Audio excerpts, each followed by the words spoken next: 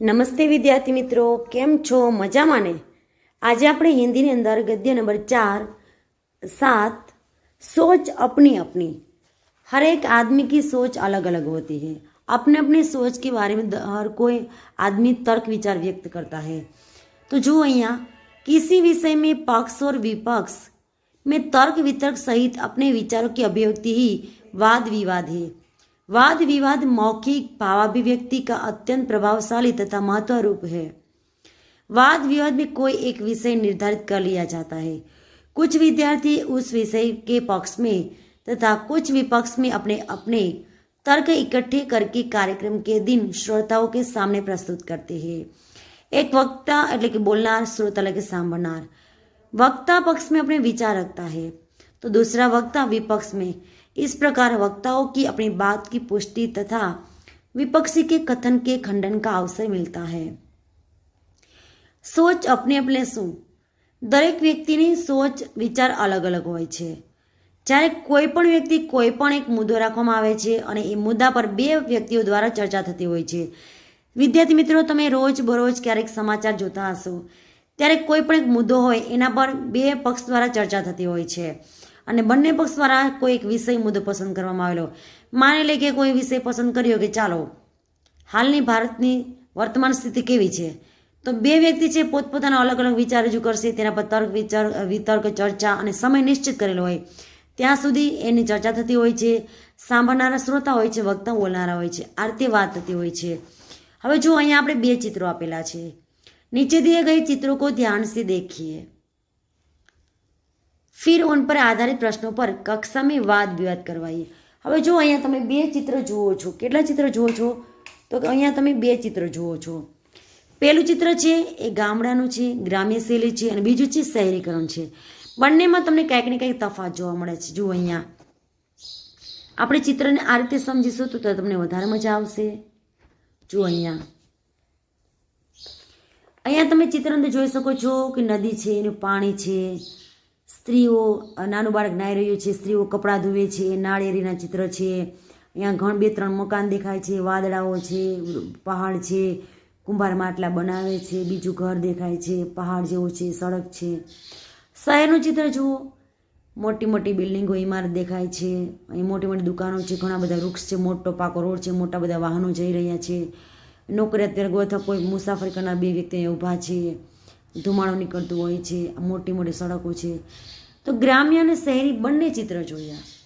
હવે જોઈએ દોનો ચિત્રો में क्या अंतर है। બંને ચિત્રમાં તમને શું અંતર એટલે કે શું ફરક જોવા મળે છે? તો બંને ચિત્રમાં જોશો તમને ખ્યાલ આવશે कि दोनों चित्रों में एक गांव का चित्र है और दूसरा है वो चित्र है नगर यानी कि शहर का। હવે જુઓ અહીંયા તમે બંને ચિત્ર દ્વારા એક ગાંવ ये शहर, ગામનું चित्र છે અને બીજું શહેરનું। दोनों चित्रों में क्या अंतर है? तो दोनों चित्रों में एक चित्र गांव का है और दूसरा है नगर का यानी कि शहर का। गांव के चित्र में नदियां है, पहाड़ है, स्त्री कपड़ा धो रही है, पानी भरने के लिए दूसरी स्त्री आई, कुम्हार जो मटका बना रहा है और एक लड़का नहा रहा है। और गांव के चित्र में बड़ी शांति दिखाई रही, नारियल का चित्र, छोटे बड़े मकान है। और शहर के चित्र में क्या है? तो कि पक्के मकान है, बड़ी बड़ी इमारत है, वाहन आ रहे हैं, उनका शोर बकर हो रहा है और स्त्री और पुरुष दोनों रास्ते पे खड़े हैं। तो आ બંને ચિત્રમાં આપણે જોયું। गांव और नगर के जीवन में क्या अंतर है और तुम्हें कौन सा रुचिकर लगता है, क्यों? तो जो અહીંયા गांव के जीवन में सादगी होती है, शांति होती है, किसी भी तरह की रहन सहन में कोई ठाठ नहीं होता, नदी कुएं के पानी का इस्तेमाल करते हैं, खेत में अनाज उगाते हैं। इतना ही नहीं, साथ में कच्चे मकान होते हैं, प्रकृति के साथ में लोग रहते हैं। और नगर का जीवन बनावट वाला होता है, यानी कि आधुनिक फैशनेबल होता है। शहर में बड़ी बड़ी इमारत होती है, पक्के मकान होते हैं, सड़कें बड़ी होती है, ज़्यादातर वाहन होते हैं और धुआं निकल रहा है, बैंकों दफ्तरों आदि सुविधा होती है। नगर के जीवन में कई प्रकार की अकस्मात ज़्यादातर होते हैं, लोग शिक्षित होते हैं, प्रगतिशील होते हैं और बड़ी बड़ी स्कूल होती है, कॉलेज होती है, शैक्षणिक सुविधा प्राप्त हो जाती है। और गांव में ऐसे अवसर कम मिलते हैं। इसलिए मुझे हर कोई की अलग अलग अपनी सोच होती है। किसी को गांव अच्छा लगता है, किसी को शहर। कोई कहता है कि भाई गांव में शांति होती है, लोग बड़े प्यारे होते हैं, काम करना अच्छा लगता है, तो किसी को गांव अच्छा लगता है। हर किसी की सोच अलग अलग होती है। बीजू જોઈએ ત્રીજું, क्या तालाब का जल पीने के लिए योग्य है? यही नहीं तो क्यों? तालाब का पानी पीने के लिए योग्य नहीं है। क्यों? क्योंकि बाहर धूल मिट्टी मिलती है, लोग कपड़े धोते हैं, नहाते हैं, तो ऐसा पानी पीना योग्य नहीं है। दूषित हो जाते हैं, गंदगी फैली रहती है, बीमारी फैलने लगती है, इसलिए वो पानी पीने का योग्य नहीं है। नीचे दिए गए मुद्दों के आधार पर विज्ञान वरदान या अभिशाप, इस विषय में एक पक्ष अपने विचार कारण प्रस्तुत कीजिए। प्रदूषण, बिजली, अंतरिक्षी खोज, डॉक्टरी सुविधा, दूरभाष, कंप्यूटर, परमाणु बम, पिस्तौल, यातायात, ग्लोबल और वार्मिंग। तो ये सब विज्ञान के वरदान भी हैं, साथ में अभिशाप भी है। क्यों? क्योंकि हम देखते हैं कि प्रत्येक वस्तु के इस्तेमाल भी होता है, उनका दुरुपयोग भी होता है। जैसे कि उनकी अच्छी बात भी है और बुरी बात भी है। तो हम पहले बात करते हैं अच्छी बातें की। जैसे विज्ञान से बिजली की खोज हुई है, फ्रिज, गीजर, कूलर आदि चीज का उपयोग, मशीन काम कम हो जाता है। उपकरण के साथ दवाइयाँ मिल जाती है। विज्ञान की हमें अध्ययन, ये सब टेलीफोन, मोबाइल से हम आज पढ़ भी रहे हैं, कंप्यूटर से हम ज़्यादातर काम कर सकते हैं, हेलीकॉप्टर, मोटर, ये सब विज्ञान के वरदान रूप है। लेकिन अभिशाप रूप कैसे है? जैसे कि बंदूक, पिस्तौल, परमाणु बम जैसे हिंसा है, जिनसे लोग झगड़ने लगते हैं, युद्ध होता है। विज्ञान के कारण आज जल प्रदूषण बढ़ गया है और बमबारी होती, मानव जाति आज खतरे में है। जंगलों में लोग नहीं रह रहे, जंगल में पशु भी आज सुरक्षित नहीं है। और इसके अलावा आधुनिक वैज्ञानिक का आभार भी मानना चाहिए कि उसने ये सब बनाए हैं, और हमें विज्ञान की सुविधा है, उनका इस्तेमाल अच्छी तरह से करना चाहिए। चलो एना પછી જુઓ અહીંયા, कौन शक्तिशाली है, कलम या तलवार? अपने विचार कारण बताइए। दी गई सामग्री पढ़िए और उसके आधार पर प्रश्नों दीजिए। હવે જો વિદ્યાર્થી મિત્રો અહીંયા ખાસ બુકની અંદર મેં 3 થી 4 વાર લીધું છે, પણ અહીંયા ઝાખું જ આવે છે। ફરી તમને કહી દઉં છું, આ તમને ઝાખું જ દેખાશે, કારણ કે મેં 2 થી 3 વાર ફોટો લીધો છે। હવે તમે જ્યારે આ વાંચો ને, જ્યારે વિડીયો જુઓ છો ત્યારે તમે બુક બાજુમાં રાખજો, જેથી કરીને તમને સરળતાથી સમજાય। જ્યારે ખાસ સૂચના મારી એ છે કે તમે જ્યારે જુઓ ત્યારે આ વિડીયો બાજુમાં બુક રાખીને સાંભળજો। शिकागो, અહીંયા જે बहुत दूर जन्म ले रहा है धरती जैसा ग्रह। हूँ पण बाजू में बुक राखू छू। नासा की दूरबीनें दिखाई पृथ्वी के जन्म जैसी तस्वीरें। 4200 यानी कि 424 प्रकाश वर्ष दूर है या नया ग्रह। शिकागो AFE हमारी पृथ्वी से 424 प्रकाश वर्ष दूर गर्म गर्दो गुवार की बांध धरती जैसा यह ग्रह आकार ग्रहण कर रहा है। वैज्ञानिकों के मुताबिक 1 करोड़ से 1.6 करोड़ वर्ष को उम्र वाले इस ग्रह को सौर मंडल अभी मुश्किल से किशोरावस्था में है, लेकिन जॉन हॉपकिंस यूनिवर्सिटी के अप्लाई फिजिक्स प्रयोगशाला के मुखिया कैरी रिसे के मुताबिक, कैरी रिसे नाम छे व्यक्ति हूँ, यह पृथ्वी जैसे ग्रह के जन्म लेने की बिल्कुल सही अवस्था है। इस सौर मंडल के 2 तारों में से एक इर्द गिर्द धूल की गहरी रिंग बन गई है। देखो, हम देख सकते हैं। वैज्ञानिकों के मुताबिक यह रिंग सौर मंडल के बसने योग्य क्षेत्र में जमा हो रही है और एक दिन इस जगह पर धरती जैसा मिट्टी पत्थर से बना ग्रह जन्म लेगा, जिसमें पानी की मौजूद होगा।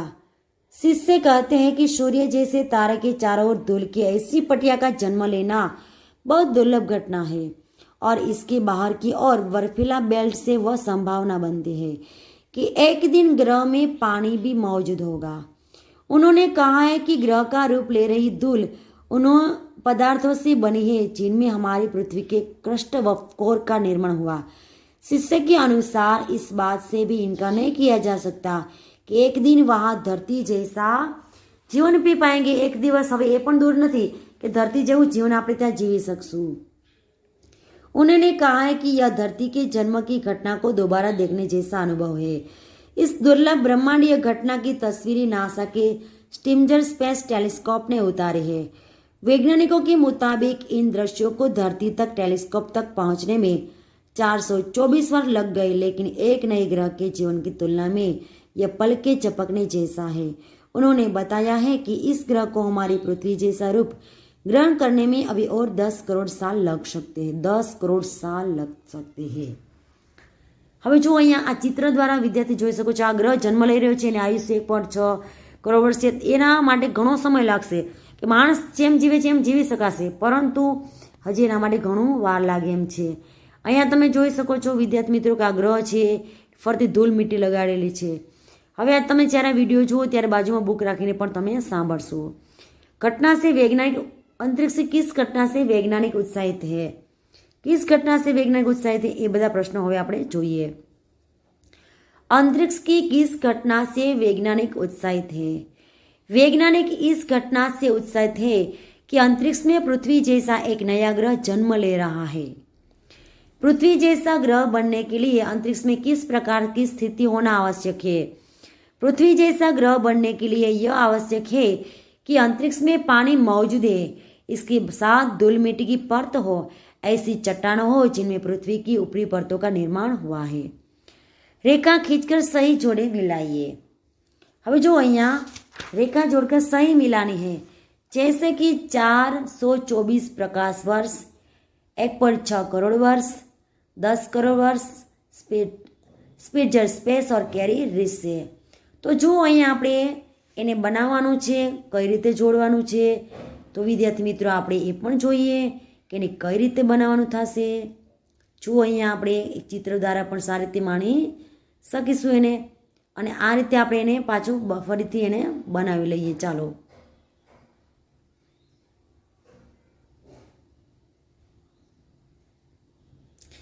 રેખા ખીંચકર સહી જોડે મિલાઈએ। અહીંયા થોડુંક મિસ્ટેક આવી ગઈ છે, કારણ કે રેખા છે ત્યાં જ આમાં થોડી તકલીફ પડી રહી છે।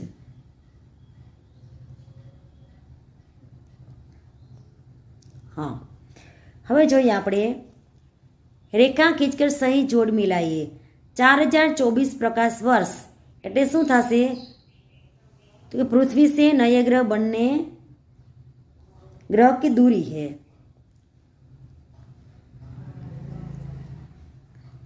1.6 करोड़ वर्ष नए ग्रह की उम्र है। छपेलो નથી, नए ग्रह की उम्र है। स्पिटर स्पेस कौन है? स्पिट्जर स्पेस कौन है? तो कि नासा का टेलीस्कोप है। क्या है? नासा का टेलीस्कोप। कैरी रिसे कौन है? कैरी रिसे एक वैज्ञानिक का नाम है। और हजी आप बाकी रही गई 1.6 करोड़ वर्ष ए नए ग्रह की सॉरी આપણે ફરી પાછું જોવું પડશે, અહીંયા છપાયેલું નથી આવતું એટલા માટે। હવે મજા આવશે। બરોબર। 424 प्रकाश वर्ष ये क्या है? पृथ्वी से नए ग्रह की दूरी है। क्या है? नए ग्रह की दूरी है। 1.6 करोड़ वर्ष ये क्या है? तो कि नए ग्रह की उम्र है। 10 करोड़ वर्ष ये क्या है? ग्रह बनने में पूरा इतना समय लगेगा। स्पिटर स्पेस क्या है? नासा का टेलीस्कोप है। कैरी रिसे कौन है? कैरी रिसे एक वैज्ञानिक है। हिंदी एनी अंदर आप જોઈએ दोनों चित्रों में क्या अंतर है? गांव का और शहर का। तो दोनों चित्रों में एक चित्र गांव का है, दूसरा नगर का है। गांव के चित्र में नदी है, उनके घाटों पर नहाते, कपड़े धोते, पानी भरते और काम करते लोग हैं। गांव में कच्चे घर हैं, लोग मामूली कपड़े पहने हुए हैं, लेकिन गांव में बड़ी शांति का वातावरण है। नगर के चित्र में चौड़ी और दो तरफ सड़क है, पक्के मकान, सड़क पर वाहन चल रहे हैं। वाहनों के कारण शोर और लोग आधुनिक वेशभूषा में हैं। गांव तथा नगर के जीवन के में क्या अंतर है और तुम्हें कौन सा जीवन रुचिकर लगता है, क्यों? गांव के जीवन में सादगी, सरलता है, किसी तरह की बनावट और तड़क भड़क नहीं है। लोग शांति से अपने अपने काम करते हैं, नदी कुएं का पानी पीते हैं, वे अपने खेतों में उगाए अनाज तथा ताजी सब्जियां खाते हैं। लोग कच्चे घरों में रहते हैं, पर इनका जीवन प्रकृति के बहुत नजदीक होता है। नगर के जीवन में तड़क भड़क और बनावट अधिक होती है। लोग आधुनिक और फैशनेबल कपड़े पहनते हैं, वे पक्के मकान में रहते हैं, वे नल का पानी पीते हैं और बाजार से अनाज तथा फल सब्जी खरीद कर खाते हैं। नगर की सड़कों और वाहनों का हमेशा शोर होता है। लोग दुकानों, बैंकों और दफ्तरों में काम करते हैं। नगर के जीवन में शांति नहीं होती, लोगों का जीवन प्रकृति से बहुत दूर होता है। नगर के जीवन में अनेक दोष है, फिर भी मुझे यहाँ का जीवन पसंद है। यहाँ के लोग शिक्षित और प्रगतिशील होते हैं। नगर में अच्छे स्कूल और कॉलेज होते हैं, इनके कारण मनपसंद शैक्षणिक योग्यता प्राप्त की जा सकती है। अनेक संस्थाएं, पुस्तकालय आदि व्यक्ति की योग्यता बढ़ाने में सहाय होते हैं। उन्नति के जितने अवसर नगर में है उतने गांव में नहीं है, इसलिए मुझे नगरीय जीवन ही रुचिकर लगता है। क्या तालाब का जल पीने के लिए योग्य है? यदि नहीं तो क्यों नहीं है? क्या तालाब का जल पीने के लिए योग्य है?